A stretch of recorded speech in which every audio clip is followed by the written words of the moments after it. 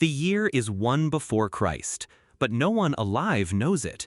To farmers, to kings, to soldiers, it is simply another year, a year of hunger and harvest, of conquest and survival. This is not the end of an age, it is the middle of a story. A world brimming with power, faith, and fear, on the edge of change. Rome, the center of the known world. An empire that stretches from the wild moors of Britannia to the sun-scorched deserts of Africa, from the wine valleys of Gaul to the marble ports of Greece. But Rome is not golden for all. The wealthy dine reclining, servants feeding them honey-soaked figs and roasted game. They debate politics under painted ceilings, marble statues watching silently. Yet most of Rome's people are not free. Slaves, captured in wars or sold into chains, make up nearly half the population. They cook, they clean, they quarry stone, they suffer in silence. The empire thrives on their backs. And the poor citizen? His daily bread comes not from his labor alone, but from the grain dole, free wheat handed out by the state. Bread keeps them alive. The gladiator games keep them distracted. Rome rules with spectacle and with iron. Segment 2. Distant Worlds, Distant Powers. Beyond Rome's grasp lies a wider world. In the east, the Han dynasty reigns in splendor. Its bureaucracy rivals Rome's in discipline. Silk, lacquer, and jade glitter in its palaces. The Great Wall stretches across the mountains, a scar of stone against endless sky. Merchants cross the Silk Road, carrying bolts of shimmering fabric, sacks of spice, and tales of foreign gods. Yet the road is perilous. Sandstorms, bandits, and thirst claim countless souls. Further north, on the vast Eurasian steppe, tribes thunder past on horseback. Scythians, Sarmatians, fierce nomads who live by the bow. To settled peoples, they are a storm on the horizon. And across oceans, unknown to Europe or Asia, civilizations flourish. The Maya carved temples in the jungles of Central America. Their priests measure the heavens with calendars astonishing in their accuracy. In the Andes, small communities plant potatoes in terraces that cling to mountainsides. They are invisible to Rome, yet their world, too, turns beneath the same stars. Strip away the palaces and armies, and life in 1 BC is achingly familiar and brutally hard. A farmer in Judea rises before dawn. His ox pulls a wooden plow through rocky soil. His harvest does not belong to him alone. Taxes weigh heavy. To Rome, to the local king, to the temple. What is left feeds his family, barely. In Gaul, a mother stirs a pot over the hearth. She worries at her child's cough. Medicine is simple: herbs, prayers, or luck. Disease sweeps through villages unchecked. In Mesopotamia, shepherds guide flocks across hills under stars.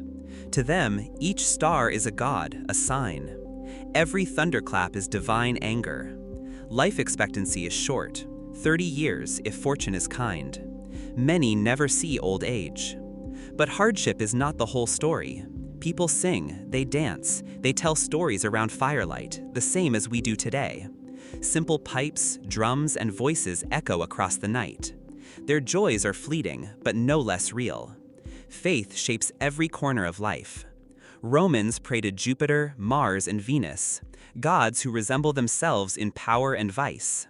Sacrifices keep divine favor. Omens decide war or peace. In Judea, one God alone is worshipped. Unseen, eternal, feared and revered. Tension simmers under Roman occupation. Prophets rise and fall, each claiming to speak for heaven. The people wait for deliverance. Elsewhere, priests and shamans study the skies. Comets, eclipses, strange alignments, these are messages. Every sign is read as fate. To live in 1 BC is to live under the eyes of the divine, whether in temples of marble, shrines of wood, or open plains beneath the heavens. To live in the year 1 BC was to walk a narrow path between survival and wonder. A world brutal and short, yet filled with music, laughter, and hope. A world blind to the revolution of time about to unfold. They did not know they lived in 1 before Christ, but they lived, and through them, so do we. Year 1 BC, life at the edge of time. Next, we go deeper into this revelation topic. We call it the year zero, but to the people who lived through it, such a number did not exist. Time was measured by the reign of kings, by the years of emperors, by the cycle of harvests. And as one age ended and another began, the world carried on in silence. This is the story of the silent years, of empires shifting, of lives lived unnoticed by history's pen. Rome stands unmatched. The Senate echoes with ambition, while Augustus, the first emperor, rules with careful hands. The Pax Romana, the Roman peace, stretches across continents. For nearly 200 years, the empire will know stability, but beneath the marble, the cracks remain. Cut, crowded Roman slum, children chasing rats, beggars with outstretched hands. In the Sabora district, the poor live stacked in wooden apartments that burn or collapse without warning. Famine is always one bad harvest away. Yet Rome dazzles the world. Engineers raise aqueducts that carry fresh water for miles. Roads stretch like veins across the empire. In amphitheaters, crowds scream for blood as gladiators clash. Life in Rome is a strange bargain. Cruelty and wonder, wealth and misery, tied together in one relentless march.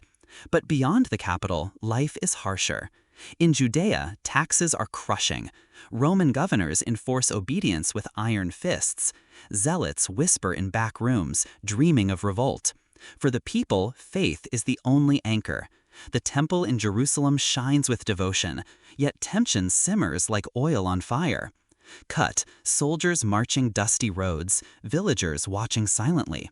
In Gaul, farmers toil in fields while druids whisper among sacred groves, their traditions slowly eroded by Roman rule. Resistance lingers, though crushed brutally whenever it rises. In Egypt, grain ships sail for Rome's belly. Peasants sweat under the sun, harvesting wheat for an empire they will never see. The Nile still rules life, flooding, feeding, and sometimes destroying. Narrator, the provinces feed the machine, and the machine never sleeps. Far beyond Rome's reach, the great Han dynasty thrives. Its emperors craft a realm of order and artistry. Paper, silk, iron, treasures flow through its markets. The bureaucracy is vast, the rituals unbroken, the empire steady as stone. Cut, Chinese artisans brushing ink onto paper, officials recording census rolls. Along the Silk Road, goods and ideas trickle westward. Religion, philosophy, rumor, and wonder ride beside silk and spices. And in the Americas, the Maya shape temples. And in the Andes, early civilizations weave textiles and cultivate crops. Unseen by Rome, unnoticed by Han, they too write their chapters in silence. The world of 1 BC is no small world. It is already global. For most, history's sweep means little. A fisherman mends his nets on the Sea of Galilee, his hands calloused, his stomach empty. A Roman soldier stationed in Syria longs for home, staring at the desert horizon, counting years of service like stones. A young girl in Gaul laughs as she chases geese, unaware her village lies under the eye of empire. Life is raw, brief, fragile. Disease claims the weak, childbirth claims the strong, and yet people endure. Not for empire, not for glory, but for family, for survival, for tomorrow. Their lives leave no record, but they are the pulse of the age. Somewhere, unnoticed, a child is born, not in marble halls, not in palaces of kings, but in the margins of empire. No heralds, no fanfare, just the turning of the stars and the endless silence of history. This child's name will one day split time itself, but here, in the silent years, no one sees. There was no year zero, only years lived, years of toil and triumph, years of hunger and joy, years in which ordinary people carved their place in the dust, never knowing their world would be remembered as before. The year 1 BC gave way to the year 1 AD without notice, no line drawn, no curtain raised, only footsteps in the sand, lost to time. We call it the year zero, but the people who lived here knew nothing of such a number. Time was counted by emperors, kings, and harvests, by the rise and fall of rulers. The calendar that divides before from after would not exist for centuries. Yet in these silent years, the world was already trembling, empires shifting, faiths colliding, and ordinary lives carrying the weight of an unseen future. Rome stands as the beating heart of the world. Augustus, the first emperor, holds the reins with careful precision. His armies march no longer for conquest alone, but for order. His statues rise in stone and bronze, his image stamped on every coin. The Pax Romana, the Roman peace, begins here. A peace written not in kindness, but in discipline, taxation, and fear. Rome dazzles with wonder. Engineers tame rivers, pave roads across mountains, and bring fresh water to cities through aqueducts. But step beyond the marble forums and another Rome emerges. The Subura district, poor, crowded, flammable. One spark can consume an entire block. Children beg in alleys. Disease lingers in filth. The empire's greatness is built on a knife's edge between glory and ruin. For the rich, Rome is eternity. For the poor, it is a daily gamble, with survival as the prize. Beyond the capital, Rome's shadow is longer still. In Judea, a land of prophets and kings, Roman rule grinds heavy.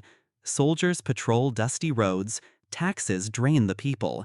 Resentment burns quietly, waiting for a spark. Faith sustains them, faith in the one God, faith in deliverance. But whispers of rebellion stir behind temple walls.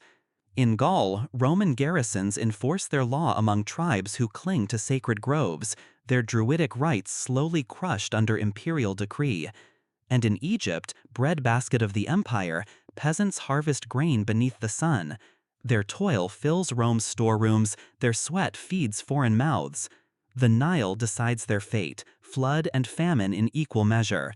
The provinces do not shine with marble, they ache beneath empire's weight. But the world does not end with Rome.